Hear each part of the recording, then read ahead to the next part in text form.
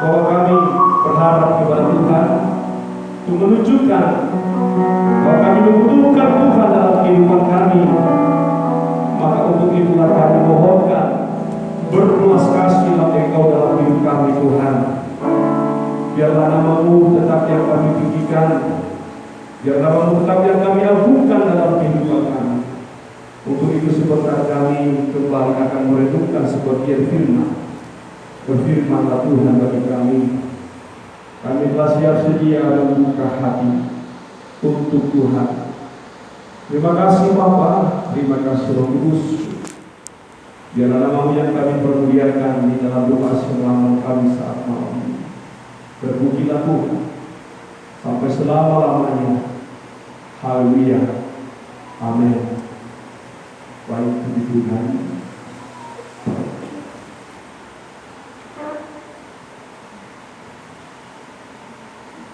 Kembali kita memberikan rasa syukur kepada Tuhan, sebab anugerah kasih-Nya, kebaikan Tuhan itu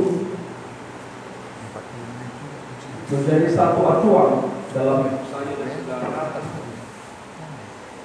untuk kita dapat kuat melakukan segala sesuatu yang terbaik bagi Tuhan. Adapun kita mengadakan doa semalam hari ini adalah untuk membuat hidup kita ini menjadi satu pribadi. Bagaimana kita menunjukkan rasa syukur, rasa kita kasih kita kepada Tuhan. Sebab kecintaan kita kepada Tuhan harus dibuktikan dengan pengorbanan-pengorbanan apa yang kita berikan kepada Tuhan. Doa semalaman adalah merupakan satu doa sebenarnya untuk membawa kita menerima sesuatu yang terindah dari Tuhan lewat pergumulan yang kita hadapi dalam kehidupan kita, dan juga untuk memberikan kekuatan dan kemampuan dalam hidup kita untuk menghadapi segala percobaan atau ujian yang menerpa hidup kita. Maka doa semalaman itu harus kita sikapi dengan sikap yang betul-betul, dengan hati yang tulus dan ikhlas, supaya berdampak dalam setiap kehidupan kita.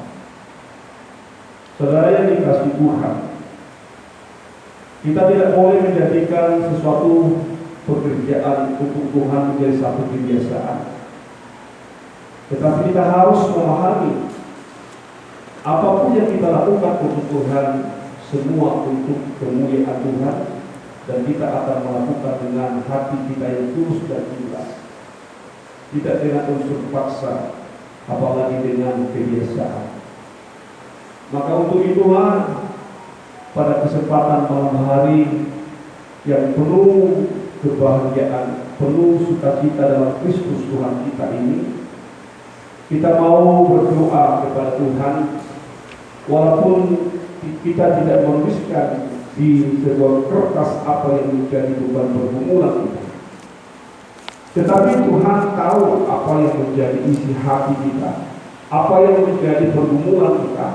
Kita bisa ungkapkan di hadapan Tuhan, kita curhatkan kepada Tuhan, supaya Tuhan yang bersama kita berjalan melewati semua itu. Nah, firman Tuhan yang ingin kami sampaikan kepada kita di saat malam ini, di mana bahwa kecintaan ataupun kerinduan seorang Daud untuk rumah Tuhan, tetapi bukan hanya kecintaan rumah Tuhan secara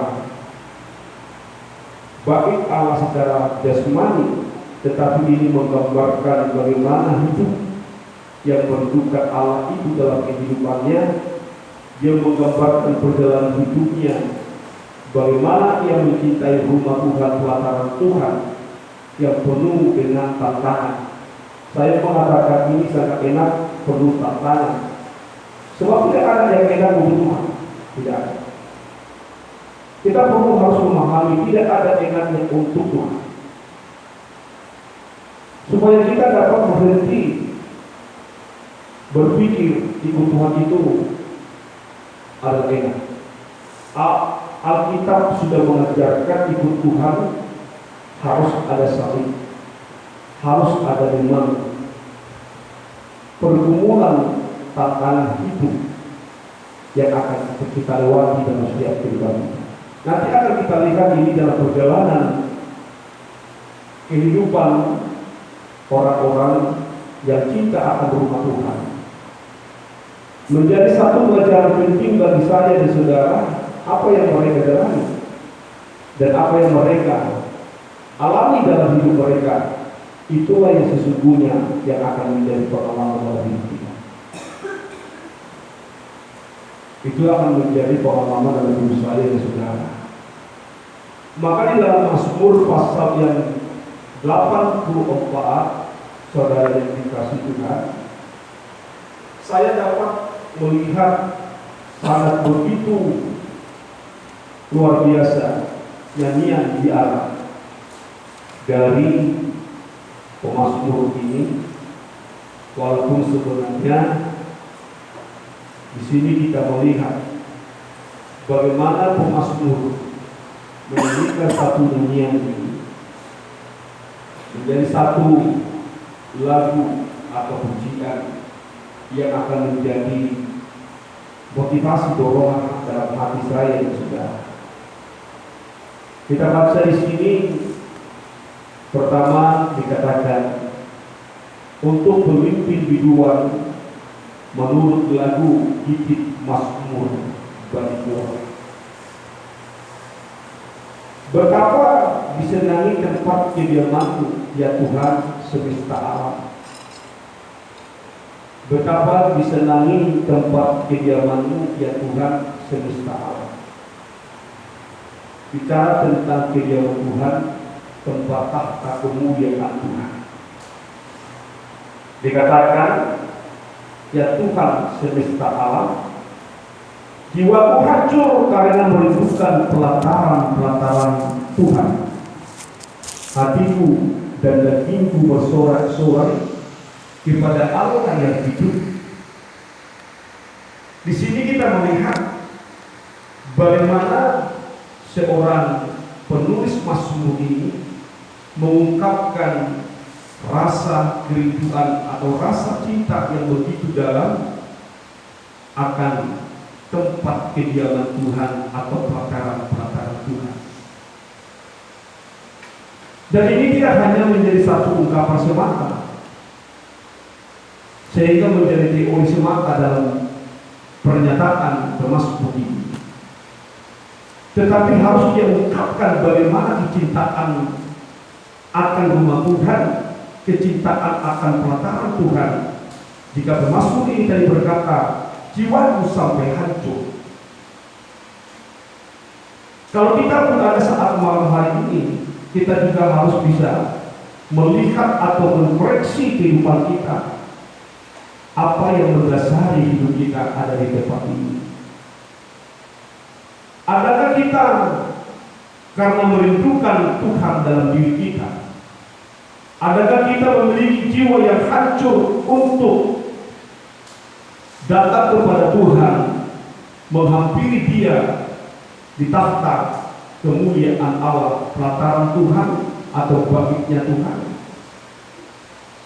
Atau kita melakukan hal semacam ini yang mungkin karena satu dorongan manusiawi kita, atau mungkin karena kita sudah sebagai manusia yang biasa melakukan hal ini, tidak lagi kita melakukan dengan rasa jiwa kita yang hancur kepada Tuhan. Tetapi saat Mazmur Daud menyatakan, Mazmur ini menyatakan di dalam pernyataannya, jiwaku hancur karena merindukan pelataran-pelataran Tuhan. Hatiku dan dagingku bersorak kepada Allah yang hidup itu. Artinya seluruh kehidupan Daud itu, seluruh kehidupan Mazmur ini dipersembahkan sepenuhnya kepada Allah itu. Kita tidak boleh duduk dengan tubuh kita tapi jiwa kita tidak ada di dalam Tuhan. Kita berkata kita tidak bisa berfokus untuk Dia karena kita memiliki satu banyak perkara dalam setiap kehidupan kita. Tetapi Tuhan mau seorang pribadi yang datang kepada Dia harus menyatakan hati ataupun jiwa yang hancur kepada Tuhan. Malam ini kita harus belajar hancur jiwa kepada Tuhan, saudaraku yang dikasihi Tuhan, supaya kita dapat nanti melihat bagaimana seorang kehidupan yang betul-betul mencintai rumah Tuhan atau perkara Tuhan itu di dalam kehidupannya. Nah, kita akan melihat saudaraku di sini bahwa pemazmur benar-benar mengalami satu pengalaman di dalam banyak pergumulan dalam kehidupannya untuk berjuang bagaimana dia harus masuk ke rumah Tuhan. Berbeda dengan kita hari-hari ini, terlalu gampang kita masuk baik sucinya Tuhan atau rumah Tuhan tanpa rintangan apa-apa, tanpa perjuangan apa-apa, sehingga kita datang ke rumah Tuhan tidak ada sesuatu apa-apa yang bisa kita persembahkan dari Allah. Tetapi orang yang benar-benar berjuang untuk kerinduan akan baik suci Allah, pelataran-pelataran Tuhan itu, maka di saat dia ada di rumah Tuhan, dia mampu mempersembahkan seluruh hidupnya kepada Allah. Coba kita melihat dan merenungkan bagaimana pemazmur ini mengungkapkan sesuatu perjalanan yang penuh dengan perjuangan dalam kehidupannya untuk mencapai sampai di pelataran Tuhan, sampai di rumah Tuhan, di bait suci Allah, di tempat kediaman Tuhan itu. Maka di dalam ayat yang ke-7 ini nanti kita akan melihat mengapa itu bisa terjadi, mereka alami dalam kehidupan mereka itu. Ayat 7 perhatikan baik-baik. Apabila melintasi lembah Baka, mereka membuatnya menjadi tempat yang bermata air, bahkan hujan pada awal musim menyelubunginya dengan berkat. Mereka berjalan makin lama makin kuat, hendak menghadap Allah di Sion. Dapatkah kita membayangkan jikalau di kehidupan kita semacam ini menjadi satu kehidupan yang berjalan di lembah, tetapi menjadikan lembah itu menjadi mata air. Kita sadar, saudaraku yang dikasihi Tuhan, bicara tentang lembah di sini itu menunjukkan suatu pengalaman kepahitan dalam kehidupan atau pengalaman tantangan-tantangan dalam kehidupannya. Maka dia berkata, apa dia melintasi lembah Baka. Lembah Baka itu adalah air mata. Kita menyadari sesuatu yang dikasih Tuhan di perjalanan kita di dalam dunia ini untuk menuju pelataran-pelataran Tuhan. Banyak yang membuat kita akan mencucurkan air mata kita. Bagaikan perjalanan Daud ini, perjalanan orang-orang ini untuk mencapai pelataran Tuhan, mencapai tempat kediaman Tuhan, adalah perjalanan yang sangat begitu berlembah dan berbukit, dan dikatakan adalah lembah Baka. Tetapi mereka tidak merasakan perjalanan dengan penuh rintangan itu, perjalanan yang penuh tantangan itu. Karena apa? Karena kecintaannya akan rumah Tuhan, karena kerinduannya akan rumah Tuhan. Sebagaimanapun mereka melewati perjalanan yang sulit dalam kehidupan mereka, tantangan yang mereka hadapi, pergumulan yang mereka hadapi, lembah Baka yang akan mereka lintasi dalam kehidupan mereka, tetapi mereka tidak merasakan sesuatu apa-apapun dalam kehidupan mereka, karena ada kecintaan akan rumah Tuhan, atas kediaman Tuhan. Itu luar biasa kalau itu bisa terjadi dalam hidup saya dan saudara. Bagaimana di saat kita mau datang ke rumah Tuhan, rintangan apa, pergumulan apa, lembah-lembah Baka apa yang kita lewati dalam kehidupan kita untuk mencapai hidup kita sampai ke tempat kediaman Tuhan atau pelatarannya Tuhan. Tidak sebanding dengan perjalanan orang ini di saat mereka ingin masuk berjumpa dengan Tuhan, ingin masuk ke tempat kediaman Tuhan ataupun pelataran-pelataran Tuhan itu. Dan bagaimana mereka bisa menjadikan lembah bakar itu menjadi mata air? Bagaimana bisa mereka tidak mengalami sesuatu pengalaman kepahitan, mengalami pergumulan, mengalami tantangan, mengalami air mata, seakan-akan mereka bisa lewati dengan kebahagiaan itu? Semua itu oleh karena kecintaan ingin berjumpa dengan Tuhan di Sion. Jangan kita berkata saudara ingin berjumpa dengan Tuhan di Sion. Jangan kita berkata merindukan pelataran Tuhan. Jangan kita berkata aku ingin diam di rumah Tuhan seumur hidupku. Jangan kita berkata lebih baik satu hari diam di rumah Tuhan daripada 1000 hari di tempat lain, oleh karena kecintaan kita ke rumah Tuhan. Sedangkan kita tidak bisa menjadikan lembah bakar menjadi satu sukacita dalam kehidupan kita untuk Tuhan.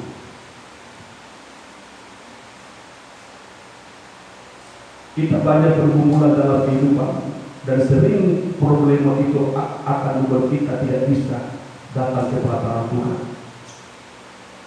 Tapi malam ini saya mengajak kita semua melihat kondisi perjalanan orang-orang ini. Memang mereka secara fisik mereka lewati lembah bakar itu, lembah yang sangat begitu suram. Kalau kita belajar sejarah perjalanan itu, di saat mereka ingin menuju Sion, tempat kediaman Allah itu, saudara tahu berapa lama harus mereka berjalan melalui itu? Berhari-hari, bukan berjam, saudaraku. Dan medan perjalanan mereka bukan seperti medan yang kita jalani. Kita masih naik bus, mereka berjalan kaki. Berhari-hari mereka, siang dan malam mereka berjalan terus melewati bukit dan lembah untuk mereka sampai ke tempat kediaman Allah di Sion.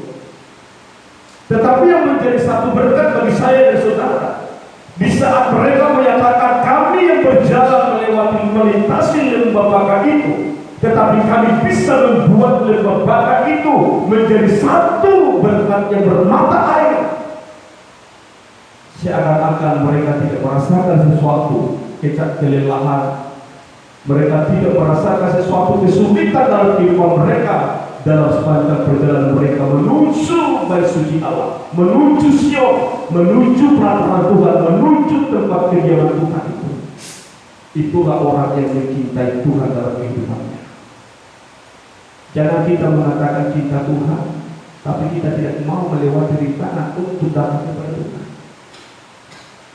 Jangan kita berkata, aku rindu akan Tuhan, tetapi kita tidak mau melewati lembah bakar dan menjadikan lembah bakar itu menjadi sukacita, menjadi kebahagiaan, menjadi mata air dalam setiap kehidupan kita.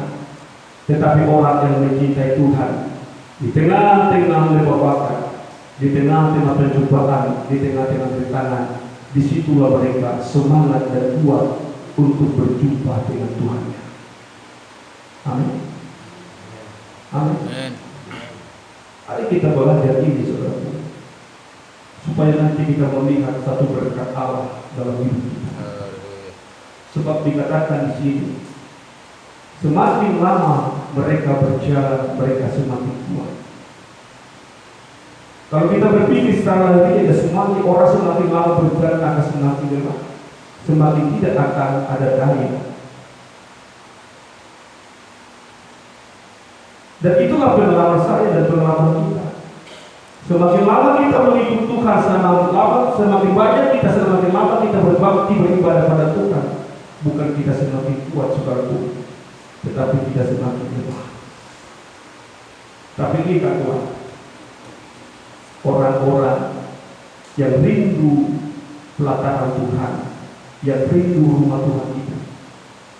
Jangan kita mengatakan kita bisa berjumpa dengan Tuhan dengan sungguh-sungguh, sedangkan kita tidak bisa menjadikan lembah bakar menjadi sukacita, menjadi mata air. Jangan kita berkata di saat kita mengiring Tuhan, ingin jumpa dengan Tuhan, kita ingin melihat kemuliaan Allah dalam setiap kehidupan kita. Tetapi di saat kita berjalan, kita bukan senang Tuhan.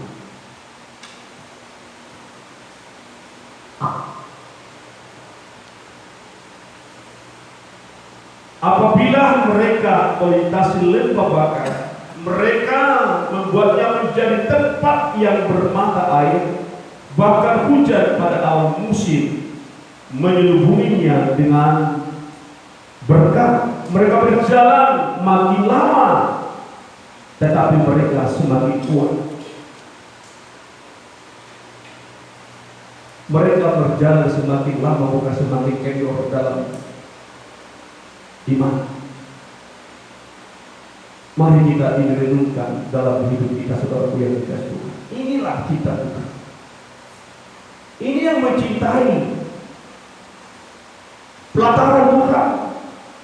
Ini yang mencintai bait suci Allah. Ini yang mencintai kemuliaan Tuhan Sion dalam kehidupannya. Sering kita berkata Sion, Sion, Sion, tetapi kita tidak tahu bagaimana kita mencari Sion. Orang yang ingin merindukan Sion dalam kehidupannya, sebab di sana Allah ada. Kita harus mampu berjalan semakin hari semakin kuat. Amin. Bukan semakin merosot, saudara. Itu harus menjadi bukti dalam hidup saya dan saudara. Setiap kehidupan kita, siapapun kita, kalau memang kita merindukan bertemu dengan Dia di Sion, bertemu dengan Dia di tempat kediaman Allah itu, kita harus menunjukkan sikap kita yang benar-benar mampu, tidak menjadi orang yang lemah. Sebab orang yang lemah itu tak pernah akan mendapatkan bertemu dengan Tuhannya. Orang yang bisa berjumpa dengan Dia di Sion, orang yang mampu melewati lembah bakar, artinya melewati segala ujian dan cobaan dalam kehidupan, artinya mengubah lembah bakar itu menjadi mata air. Kita harus itu. Kita harus lakukan itu. Adakah kesulitan dalam perjalanan yang begitu lama? Bagi orang ini tidak ada. Adakah mereka berkata, kok begitu sulitnya perjalanan ini? Kok harus melintasi lembah-lembah yang sangat sulit? Melintasi terjalan gunung yang harus kita lewati? Adakah mereka memberikan satu omelan sungutan dalam perjalanan itu? Tetapi yang begitu luar biasa dalam perjalanan mereka ini, dalam waktu jarak yang sangat begitu panjang, dalam waktu yang begitu lama mereka berjalan terus siang dan malam. Kalau saya membaca sejarahnya ini, siang malam mereka berjalan, tetapi mereka tidak pernah kenal lelah. Apa yang membuat saudaraku terasa cinta akan Tuhan? Sekali lagi saya katakan, apa yang membuat mereka tidak mengenal lelah? Apa yang membuat mereka tidak merasakan bagaimana pengalaman penderitaan, mengalami pencobaan, mengalami problema di dalam lembah yang kelam, dalam lembah bakar itu? Apa yang membuat mereka bisa dapat melewati itu semua? Kecintaan akan Tuhan. Amin. Kalau kita sekarang ini sadarkan kita sudah mulai capek melayani, saudara. Kita sudah mulai bosan melayani. Kita tidak setia lagi melayani Tuhan. Tidak lagi kuat melayani. Sudah banyak kita punya alasan. Di saat kita diajar, disuruh untuk melayani Tuhan, banyak alasan yang bisa kita berikan. Untuk apa? Untuk membuat kita tidak melayani. Itu membuktikan kita sudah mampu untuk melayani Tuhan.